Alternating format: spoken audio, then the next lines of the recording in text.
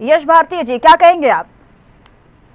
देखिए, बड़ी हास्यास्पद स्थिति है और दयनीय स्थिति है भारतीय जनता पार्टी के लिए कि जो विकास के दावे करते हैं, सबका साथ सबके साथ के साथ विकास की बात करते हैं, विश्वास की बात करते हैं, अब उनके पास बताने के लिए कुछ नहीं है तो वापस अपनी उसी रणनीति पे काम कर रहे हैं, झूठ बोलना, जोर से बोलना, चिल्ला के बोलना। इस गाने में हिंदू पलायन की बात आई है। हिंदू पलायन जो कैराना की बात आई थी, कैराना के इनके सांसद हुआ करते थे, उनकी बिटिया के लिए वो टिकट चाहते थे भारतीय जनता पार्टी से, इसीलिए उन्होंने इस मसले को इतना हाई प्रोफाइल बनाया।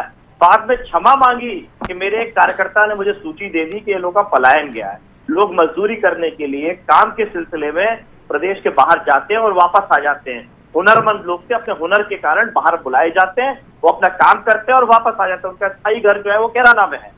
तो कई लोग तो बहुत पहले मर चुके हैं, उनकी सूची जारी कर दी इन्होंने कि ये लोग कैराना छोड़ के गए। तो इस तरह के झूठ परोसा। दूसरी बात, दंगों की बातें जो की है, दंगों के आरोपी है कौन? दंगों के आरोपी है कौन? मुजफ्फरनगर दंगे के आरोपी कौन? इनके भारतीय जनता पार्टी के नेता, उन पर मुकदमा चल रहा है। भारतीय जनता पार्टी जब सरकार में आती है, खुद पे लगे हुए दंगों के मुकदमे वापस ले लेती है।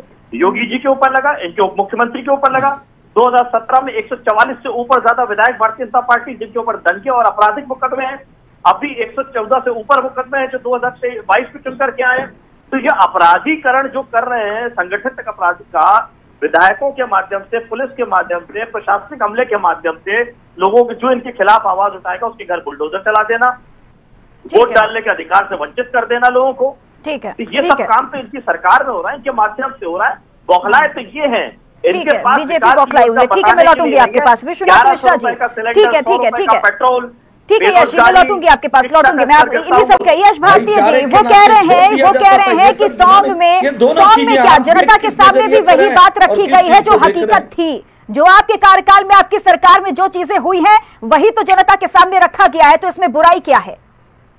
देखिए, झूठ परोसने के अलावा कुछ भी नहीं है। मैंने पहले भी कहा और अभी हमारे साथी प्रवक्ता ने भी उस बात को दोहराया कि जो वीडियो जारी किया है इससे इन्होंने अपनी केवल नाकामयाबी को छुपाने की, क्या काम किया वो नहीं बताया।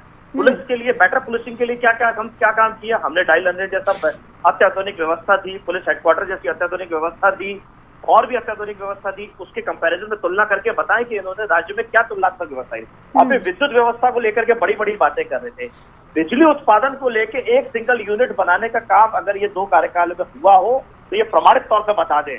जो काम हमने किया उसी काम पे ये जिंदा है, अन्यथा ये सप्लाई देने में पूरी तरीके से निरंकुश थे, नाकाम थे। मेट्रो देने का काम हमने किया, मेट्रो का कितना इंच का काम इन्होंने आगे बढ़ाया। जो योजना हमारी थी उसी योजना को वे काम कर रहे हैं। सड़क परियोजना पे सड़क तो हमने देखा, अभी कई युवाओं ने हाथ से खुदेड़ करके दिखा दिया। इनके एक विधायक साहब ने भी हाथ से खुदेड़ के दिखा दिया। गुणवत्ता बता दी कितनी खराब है। बुंदेलखंड एक्सप्रेसवे पे गाड़ी धस जा रही है, झूठा दिखाने का काम ये कर रहे हैं। और हमारा एक्सप्रेसवे जो हमने बनाया था, आज सकुशल पूर्वक गाड़ियां चल रही हैं। किसी तरीके कोई दुर्घटना आज तक उसमें नहीं हुई जो सड़क के निर्माण के कारण हुई हो। लेकिन इनके बुंदेलखंड एक्सप्रेसवे पे आपने साफ साफ देखा 2 महीने नहीं हो पाए और गाड़ियां उसके अंदर धंसने लगी, सबने देखा। बेरोजगारी को लेकर के लगातार लोग आंदोलन करते हैं। जो युवा है, जो सरकारी व्यवस्था से लोग जुड़े हुए हैं, वो लगातार आंदोलन करते हैं सारे सरकारी व्यवस्था पे। लेकिन ये किसी की नहीं सुन रहे। शिक्षा, स्वास्थ्य, परीक्षाओं को लेकर के कितने पेपर आउट हुए, ये क्या सपा सरकार में कभी हुए हैं? अच्छा, यहाँ पर ना यश भारती जी, ठीक है, हाँ, अब बाकी मुद्दे जो आप गिना रहे हैं वो बेशक बहुत जरूरी हैं और वो उन मुद्दों को उठाना भी चाहिए। लेकिन इस सॉन्ग के जरिए कहीं ना कहीं अतीक, मुख्तार, इन लोगों को सामने रखकर एक अलग संदेश देने की कोशिश की गई है। और लगातार आप देख रहे हैं ये सवाल उठ रहा है कि मुख्तार अंसारी की बात हो, अतीक अहमद की बात हो, गुंडे माफियाओं की बात हो, पाला पोसा तो समाजवादी पार्टी ने और को मिटाने का काम तो बीजेपी ने किया है। देखिए चित्रा जी, अपराध को पाला पोसा किसने है और किसने नहीं है उसका ताजा उदाहरण कल मिल गया। हाँ, उसका ताजा उदाहरण कल मिल गया। शाहजहांपुर में अर्चना वर्मा जी को, जो हमारी सपा की महापौर प्रत्याशी थी, उन्होंने इनको भारतीय जनता पार्टी में शामिल कर लिया और प्रत्याशी भी घोषित कर दिया है। ये अर्चना वर्मा जी वो है, राममूर्ति वर्मा जी की बहू है। वो राममूर्ति वर्मा जो समाजवादी सरकार में थे और उस समय एक पत्रकार की हत्या का आरोप भारतीय जनता पार्टी लगाती। तो अब वो आरोप कहाँ गए? अगर वो परिवार आरोपी था एक पत्रकार की हत्या में तो क्यों टिकट दिया? दूसरी बात, ये परिवारवाद का विरोध करते तो क्यों परिवारवाद से निकली हुई महिला को टिकट दिया? तो ये विरोध करते थे कि हम तो परिवारों का स्वागत करते हैं, हम परिवार वाले लोग हैं।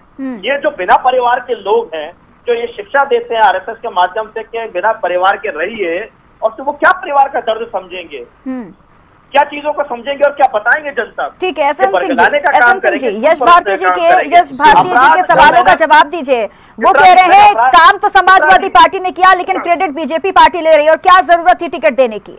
नहीं, अच्छा बात कहे। यश भारती सम्मान भी है कि इनके सरकार में दिया जाता था और मुख्यमंत्री जी के ओएसडी को मिल जाता था और इनके परिवार को मिल जाता था। गोरखपुर और लखनऊ में 2 लोगों को मिला और भी रिश्तेदारों को मिला। खैर, हम इस पे नहीं कहेंगे, हम अपने भाई से एक सवाल पूछना चाहते हैं। अरे मैं आपके बीच में बोला नहीं, आप मेरे मैं ऐसे डिबेट करता नहीं हूँ। रुक जाइए यश भारती जी, रुक जाइए, आप ही की बात का जवाब दे रहे हैं वो। आप सुन लीजिए, मुख्तार अंसारी, अरे भैया आप सुन लीजिए, 2005 में मऊ में दंगे हो जाते हैं, किसकी सरकार रहती है? अगर सरकार है और धारा 144 लागू है तो मुझे नहीं लगता है आप बीच में बोलेंगे, फिर कैसे डिबेट हो पाएगी? यश भारती जी रुक जाइए, वो आपकी ही बात का जवाब दे रहे हैं, रुक जाइए, उनकी बात को तो सुनिए पहले। 144 लागू रहती है, धारा 144 लागू होने में 500 असलहों के साथ 5 दिन तक 27 दुधिया और तमाम लोगों की हत्या हो जाती है। कैसे हो जाती है, सवाल ये बनता है। 91 और 93 में जब अतीक अहमद चुनाव लड़ते हैं, वो आंखों पर दे देते हैं, आपको प्रत्याशी नहीं उतारते हैं। और 95 में जब गेस्ट हाउस जैसा कांड होता है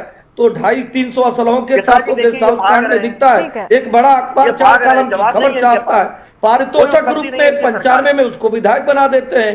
2003 में उससे मदद लेकर बसपा और बीजेपी की सरकार गिरा देते हैं और सपा की सरकार बन जाती है। 2004 में उसको सांसद बना देते हैं। यही तो सवाल पूछा जा रहा है। कुल मिलाकर सेकंड का और दे दीजिए। हाँ, जल्दी। इन्होंने कहा हमने काम क्या किया है, हम मेरठ से गिनाए या काशी से गिनाए? आइए आप देखिए काशी कितना बदल गया, वहां अमूल की फैक्ट्री लग गई, अमूल डेयरी लग गया और काशी कॉरिडोर बन गया। गोरखपुर में आ जाइए, गोरखपुर में खाद के कारखाना लग गए। बाराबंकी में आ जाइए, ब्रिटानिया की कंपनी लग गई। आप मेरठ में आइए, मेरठ से दिल्ली तक रैपिड रेल हो गया। आपने टूटा फूटा एक एक्सप्रेसवे बनवाया, हमने 7 एक्सप्रेसवे बनाया। आप जो है मेट्रो का कार्य आधा अधूरा लखनऊ में छोड़ के गए थे। नोएडा से ग्रेटर नोएडा, गाजियाबाद, कानपुर, आगरा, मतलब भारतीय जनता पार्टी जो कार्य की है उसको लेकर हम जनता के बीच में गए और जनता 2022। ये तो खैर काम देखिए, दोनों पार्टियां अपने अपने काम को जरूर गिना रही हैं, लेकिन तय जनता को करना है। विश्वनाथ मिश्रा जी, ठीक है, मैं लौट रही हूँ आपके पास, रुक जाइए 1 मिनट।